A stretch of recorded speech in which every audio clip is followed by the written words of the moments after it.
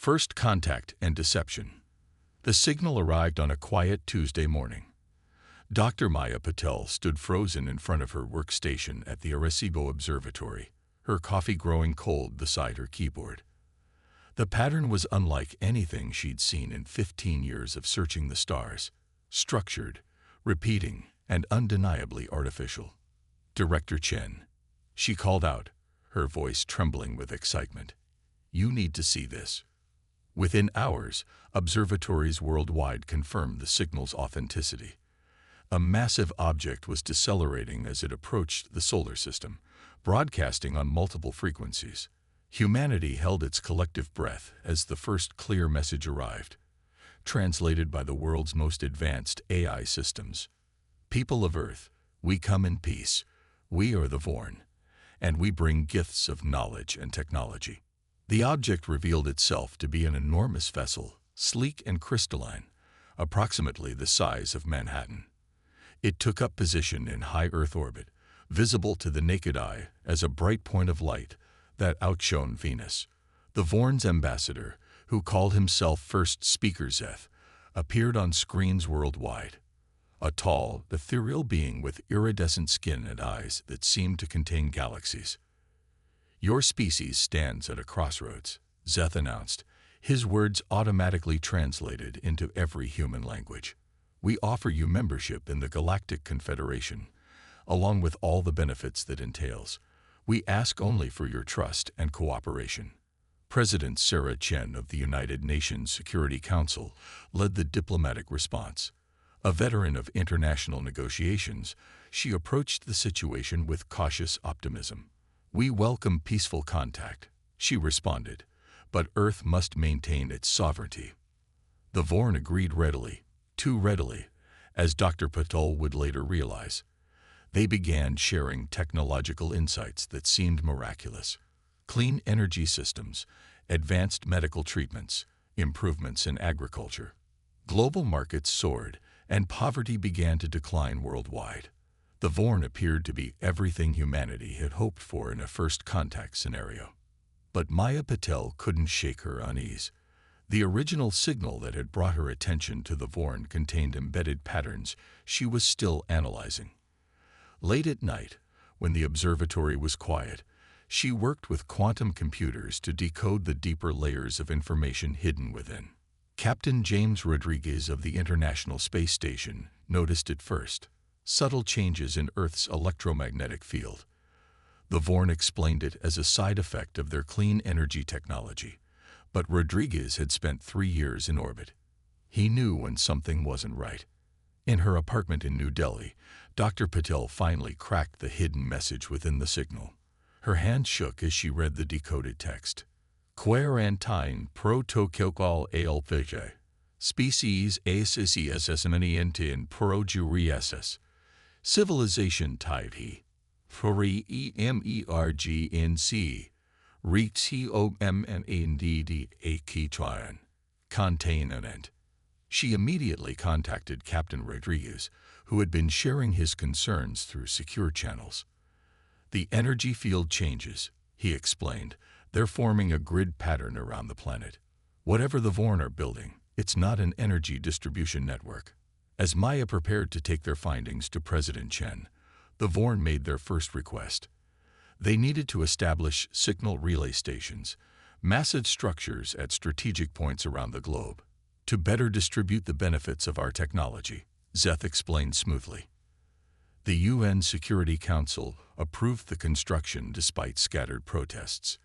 Only Maya, Rodriguez, and a growing network of skeptics recognized the truth. Each relay station was another link in a chain being built around Earth. The Vorn's deception was masterful, but they had made one crucial mistake. They assumed that humanity's technological achievement was the measure of their intelligence. They didn't understand that humans had survived and thrived through countless challenges by being adaptable, resourceful, and most importantly, suspicious of anything that seemed too good to be true. As the first relay stations rose from the ground like crystalline mountains, Maya Patel and James Rodriguez began building their own network, not of technology, but of people. Scientists, military personnel, hackers, and engineers who shared their doubts. They would need every skill, every insight, every bit of human ingenuity for what was coming. Because the Vorn hadn't come to help humanity join the galactic community. They had come to ensure humanity never would. The hidden agenda. 2 months after the Vorn's arrival, their relay stations dominated Earth's skyline. The crystalline structures pulsed with an ethereal blue light, supposedly channeling clean energy to cities worldwide. But in a secure underground facility beneath the Rocky Mountains, Dr. Maya Patel and her growing team of resistance scientists had discovered something far more sinister. The energy signatures don't match, Dr. Wei Chen, a quantum physicist, explained to the assembled group. He pointed to a complex series of waveform analyses. These stations aren't distributing power. They're collecting data. Massive amounts of it. Captain Rodriguez, recently returned from his ISS mission, leaned forward. Data about what? Everything. Maya answered grimly. Geological surveys, atmospheric composition, biological samples, military capabilities. They're creating a complete tactical assessment of Earth. The revelation sparked urgent whispers among the gathered scientists and military personnel. Colonel Sarah Hayes, their highest-ranking military contact, raised her hand for silence. We need proof before we take this to the Security Council. President Chen won't act without concrete evidence. Maya nodded toward a young programmer, Alex Torres, who had been instrumental in decoding the Vorn's transmissions. Show them what we found. Alex projected a holographic display of encrypted communications between the relay stations and the Vorn mothership. They're using our own internet infrastructure to hide their data streams, but we've identified a pattern. Every 12 hours, the stations synchronize and transmit a massive data burst to the mothership. And that's not all, Maya added. She pulled up the latest atmospheric readings. The composition of Earth's upper atmosphere is changing. The Vorn's clean energy is introducing trace elements we've never seen before, elements that seem to be weakening our planet's magnetic field. The implications were staggering. The Vorn weren't preparing to attack Earth. They were terraforming it, slowly altering its fundamental characteristics to suit their own purposes. Humanity was being prepared for displacement, not partnership. As the resistance team debated their next move, First Speaker Zeth made another global announcement. The Vorn were ready to begin Phase 2 of their technological integration. They would upgrade Earth's communications infrastructure, requiring temporary control of all satellite networks. President Chen and the Security Council, still dazzled by Vorn technology and the promise of advancement, agreed almost immediately. But they didn't see what Captain Rodriguez observed from leaked satellite data. The Vorn were systematically positioning themselves to control every aspect of Earth's orbital space. Maya's team worked tirelessly to compile their evidence, but the Vorn's influence had already spread deep into Earth's power structures. Several scientists who questioned the aliens' motives had their funding mysteriously cut. Military officers who expressed doubts found themselves reassigned to remote posts. The resistance needed a new approach. They couldn't fight the Vorn directly. Not yet. Instead, they began a careful campaign of their own, using the aliens' assumptions against them. The Vorn believed humans were simple, direct creatures who would eagerly accept any technological advancement offered. They didn't understand humanity's capacity for subterfuge. Maya's team launched Project Echo, a decentralized network of civilian observers, each collecting seemingly innocent data about the relay stations, weather patterns, local wildlife behavior, electronic interference, small details that, when combined, revealed the true scope of the Vorn's activities. But time was running out. Alex's analysis of the Vorn's data transmissions revealed an approaching deadline. Whatever the aliens were planning would reach its critical phase within weeks. The breakthrough came from an unexpected source. Dr. Yuki Tanaka, a marine biologist, discovered that sea life was avoiding areas near the underwater relay stations. Further investigation revealed that the stations were affecting Earth's natural electromagnetic field, in a way that disrupted marine navigation. If the stations affect marine life this way, Maya realized, they must be sensitive to electromagnetic fluctuations themselves. It was a vulnerability. Small, but significant. For the first time since the Vorn's arrival, humanity had found a crack in their seemingly perfect facade. As Maya's team worked to exploit this weakness, the Vorn made their boldest move yet. They announced the creation of integration centers in major cities worldwide, where humans could volunteer to receive biological enhancements that would improve their quality of life. Thousands lined up eagerly for the procedure. None of them noticed the subtle changes in their behavior afterward: the increased compliance, the decreased questioning of authority, the growing acceptance of Vorn control over every aspect of their lives. The resistance now faced a race against time. They had to find a way to expose the truth and stop the Vorn before humanity was altered beyond recognition. But with their own species beginning to turn against them, they would need more than just technology to win this fight. They would need the one thing the Vorn consistently underestimated: human ingenuity. Humanity's secret weapon. Deep beneath the Rocky Mountains, Dr. Maya Patel stared at the holographic display, showing the latest data from Project Echo. The room was silent except for the soft hum of quantum computers and the occasional drip of condensation from the cave ceiling. The collection of scientists, military personnel, and civilian volunteers had grown into a sophisticated resistance network, but time was running out. The integration centers are spreading faster than we anticipated, Alex Torres reported, pulling up a global map dotted with red markers.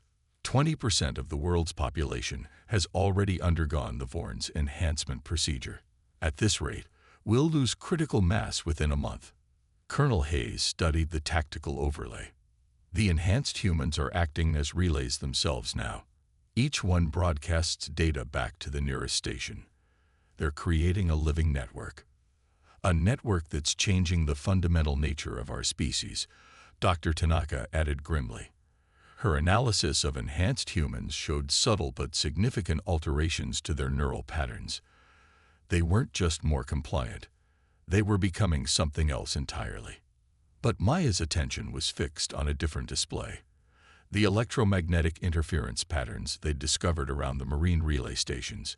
"Show me the global EM field again," she requested. Alex brought up the visualization. The Earth's natural magnetic field was now crisscrossed with artificial patterns generated by the Vorn's relay network. It looked almost like a cage. Captain Rodriguez finished her thought. They're building an electromagnetic cage around the planet. Maya nodded slowly, her mind racing. Not just a cage, a transformer. The relay stations, the atmospheric changes, the human enhancements, they're all part of a larger system. The Vorn aren't just trying to control Earth, they're trying to fundamentally change it. Into what? Wei Chen asked. A battery, Maya realized. Or maybe a transmitter. The Vorn don't want our resources.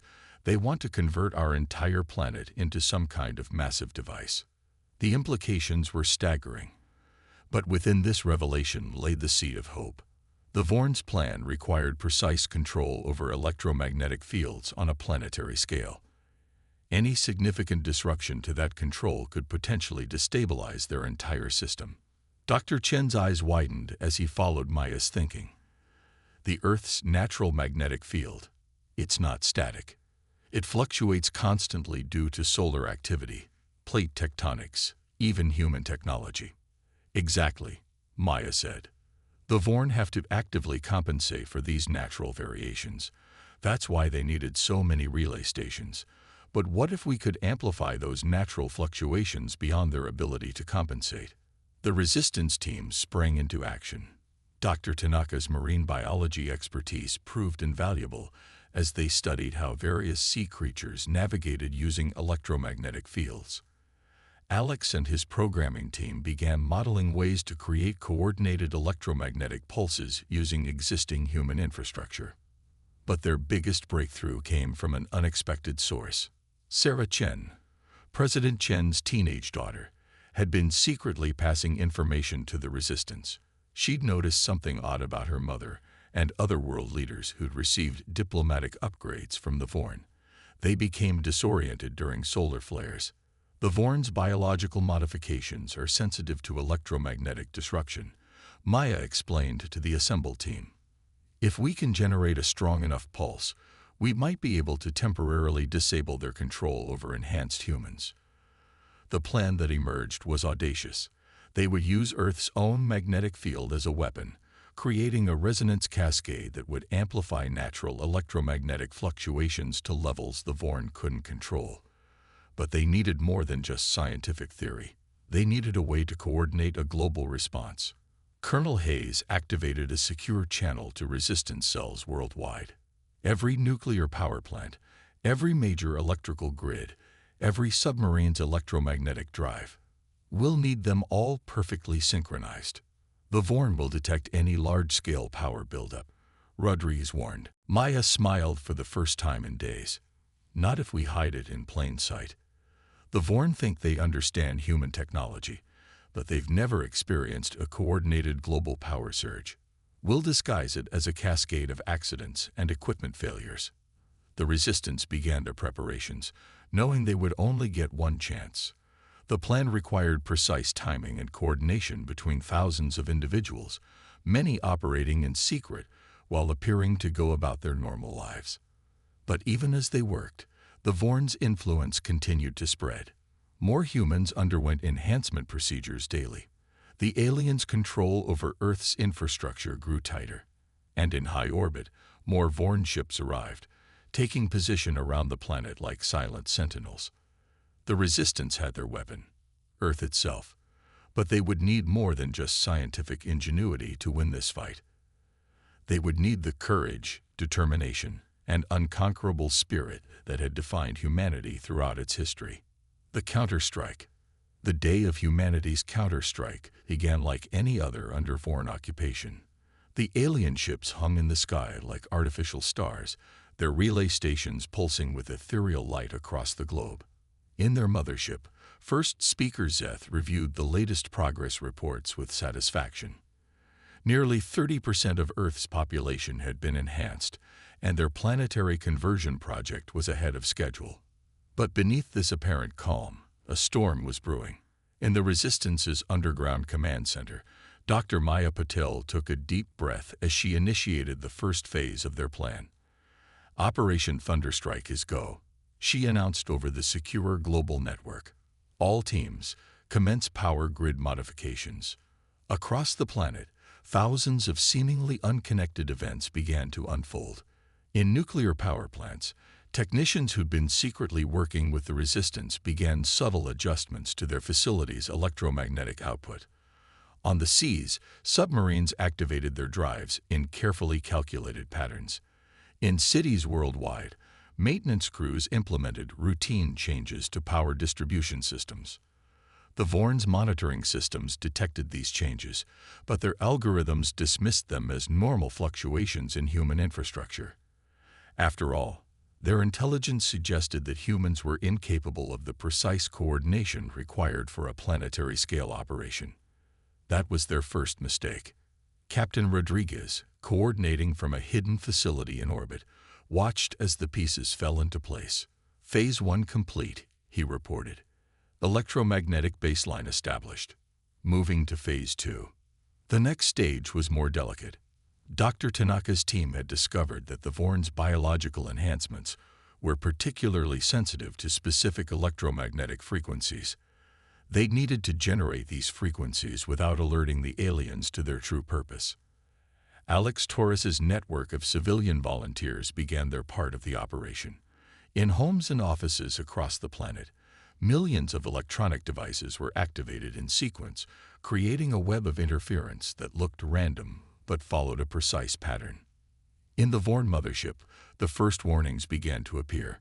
Speaker Zeth, a subordinate, reported, "We're detecting unusual power fluctuations in the human grid." Zeth dismissed the concern. "Their technology is primitive and unstable. Continue monitoring, but take no action unless the fluctuations threaten our relay network." That was their second mistake. In the Rocky Mountain facility, Colonel Hayes received the signal they'd been waiting for. All teams report ready. Grid synchronization at optimal levels. Maya nodded grimly. Initiate Phase 3. Across the globe, the carefully orchestrated power fluctuations began to resonate with Earth's natural magnetic field. The effect was subtle at first. Enhanced humans reported mild headaches, and some Vorn technology experienced minor glitches. But like a wave building in the ocean, the resonance grew stronger with each passing moment. The Vorn finally realized something was wrong when their relay stations began reporting harmonic disruptions. Zeth ordered immediate countermeasures, but the aliens' defensive algorithms were designed to handle direct attacks, not the complex interference pattern humans had created. Target frequencies achieved, Alex announced, his fingers flying over his console. Ready for final pulse. Maya looked at the faces around her. Scientists, soldiers, and civilians united in humanity's greatest gambit. Initiate final sequence. God help us all. At her command, every participating power facility on Earth pushed their outputs to maximum. The electromagnetic pulse that resulted wasn't a single explosion, but a carefully tuned symphony of energy that resonated with the planet's magnetic field, amplifying it beyond anything the Vorn had prepared for. The effect was immediate and devastating. Enhanced humans collapsed worldwide as their Vorn modifications overloaded. Relay stations sparked and shuddered, their crystalline structures vibrating at their resonant frequency. In orbit, Vorn ships found their control systems scrambled by the unprecedented electromagnetic storm. But the pulse had consequences for humanity as well. Power grids failed across the planet. Communications went dark. The Resistance had known this would happen. It was the price they had to pay for their chance at freedom. Status report. Maya called out as their own systems struggled against the electromagnetic chaos they'd unleashed. Relay stations are failing worldwide. Alex reported through the emergency backup systems. Vorn ship communications are disrupted. But he hesitated. We've lost contact with 90% of our global network. Did it work? Colonel Hayes demanded. Did we disable their control over the enhanced humans? Before anyone could answer, their sensors detected massive energy signatures from the Vorn mothership. The aliens weren't defeated yet. They were preparing a response that could either be a devastating counterattack or a desperate last stand. The fate of Earth hung in the balance as humanity's gambit entered its final crucial phase. Victory through innovation. The electromagnetic storm raged across Earth's atmosphere, painting the skies with unprecedented auroras. In the Resistance's command center, backup generators struggled to maintain power as Dr. Maya Patel and her team watched the Vorn mothership's energy readings spike to unprecedented levels. They're charging weapons, Captain Rodriguez reported through a static-filled channel from his orbital station. But something's wrong. Their power signature is erratic. Maya studied the readings, her mind racing. The Vorn's technology relied on precise electromagnetic control they'd lost when humanity turned Earth's magnetic field against them. Their attempt to gather energy for a counterattack was backfiring spectacularly. Their systems are overloading, Dr. Chen confirmed, pointing to the fluctuating energy patterns. They can't handle the electromagnetic interference we've created. But victory wasn't assured yet. Even a failing Vorn ship could devastate Earth's surface if its systems collapsed catastrophically. They needed a way to end this without risking global destruction. The solution came from an unexpected source. Sarah Chen, watching the alien ship through a high-powered telescope, noticed something crucial. The mothership's hull. It's changing color like their skin does. They're trying to adapt. Maya's eyes widened as she made the connection. The Vorn's biological technology wasn't just a method of control, it was the core of their civilization. They didn't build their ships, they grew them. And like any living thing, they could be influenced by their environment. Alex, she called out, modify the pulse frequency. Match it to the patterns we observed in marine life around their underwater stations. The young programmer quickly adjusted their electromagnetic output. The effect was immediate.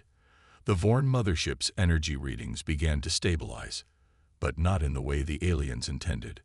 Instead of gathering power for an attack, their living ship was instinctively responding to the new electromagnetic pattern, trying to synchronize with it, just as Earth's marine life synchronized with the planet's natural fields. They're trapped in a feedback loop, Dr. Tanaka realized. Their own biological technology is turning against them. Across the globe, the Vorn's relay stations began to darken. The crystalline structures, also products of their biotechnology, were responding to the same frequencies. One by one, they shut down, not destroyed but dormant, like seeds waiting for the right conditions to grow. In orbit, the Vorn fleet found itself paralyzed. Their living ships, confused by the electromagnetic signals from Earth, began to retreat from the interference like sea creatures fleeing from unfavorable conditions. First Speaker Zeth's final transmission echoed through the Resistance's communications system. How did you accomplish this? Your technology was primitive, your species unadvanced. Maya keyed the response herself. You never understood us, Speaker Zeth. Humanity's strength isn't in our technology. It's in our ability to understand, adapt, and work together. You saw us as primitive because we hadn't reached your level of technological advancement. But in doing so, you failed to recognize that technology isn't the only measure of intelligence or capability. As the Vorn fleet retreated from Earth orbit, the enhanced humans began to wake up. The aliens' modifications, disrupted by the electromagnetic pulse, were breaking down. Human biology, evolved over millions of years to thrive in Earth's natural electromagnetic field, was reasserting itself. The victory had come at a cost. Much of Earth's infrastructure would need to be rebuilt. The power grids were in shambles, and it would take months to restore global communications fully. But humanity had faced such challenges before, and they would overcome them again. In the aftermath, as the world began to recover, Maya's team made another discovery. The dormant relay stations, studied carefully, revealed secrets of the Vorn's biotechnology. But unlike the aliens, humanity chose a different path. Instead of using this knowledge to control and convert, Earth's scientists began adapting it to heal and restore. 1 year later, Maya stood at a podium before the United Nations, now restored to its true human leadership. The Vorn thought they could reshape our world because they believed technology alone determined a species' worth. She addressed the assembly. They'd never understood that humanity's greatest strength lies not in our tools but in our spirit. Our ability to face challenges together, to adapt, to innovate, and to triumph not through dominance, but through understanding. In high orbit, the International Space Station had been rebuilt and expanded, now incorporating modified versions of Vorn biotechnology. But unlike the aliens' versions, these new systems worked in harmony with Earth's natural fields rather than trying to override them. Humanity had learned from both their enemies' technical knowledge and their mistakes. The stars above Earth shone brightly, no longer obscured by alien ships. Humanity had proven itself ready for the challenges of a larger galaxy, not because they had advanced technology, but because they understood something the Vorn never had. True strength comes not from controlling nature, but from working in harmony with it. And somewhere out in the vast expanse of space, other advanced civilizations received word of how a primitive species had defeated one of the galaxy's most powerful empires. Earth was no longer seen as a target for conquest, but as a warning. Never underestimate the power of human ingenuity, determination, and unity. The end.